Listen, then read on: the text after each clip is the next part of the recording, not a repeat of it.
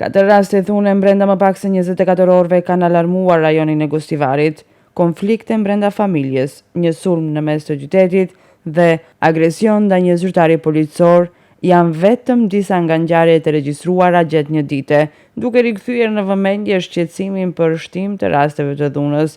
Në të gjitha rastet, policia ka nisur hetimin dhe po punon për zbardhjen e plotë të rrethanave. Në rastin e parë që ka ndodhur dje, një 28 vjeçar nga një fshat i Gostivarit ka raportuar se është sulmuar fizikisht nga gjyshja e tij. Në rastin e dytë, nga sektori i punëve të brendshme Gostivar, personi me iniciale VS, 43 vjeç nga Gostivari, ka raportuar dje se në rrugën Vëllezër Gjinovski, para një objekti hotelerik, është sulmuar fizikisht nga një person tjetër. Po ashtu dje në orën 21 në departamentin e punëve të brendshme në Gostivar, një grua 28 vjeçare nga një fshat i Gostivarit ka raportuar se bashkëshorti i saj, personi me iniciale FA, në shtëpinë e tyre e ka sulmuar fizikisht atë dhe djalin e tyre 10 vjeçar, duke përdorur një send të fortë.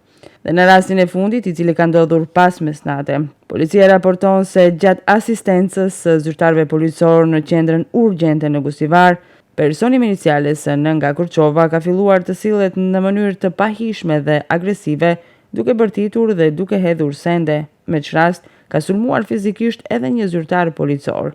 Ai është privuar nga liria dhe është ndaluar në stacionin policor për procedurë të mututjeshme, pas së cilës do të vijojë parashtresa përkatëse. Policia njofton se janë ndërmarrë masa për zbardhjen e të gjitha rasteve, pas së cilës do të vijojnë procedurat përkatëse.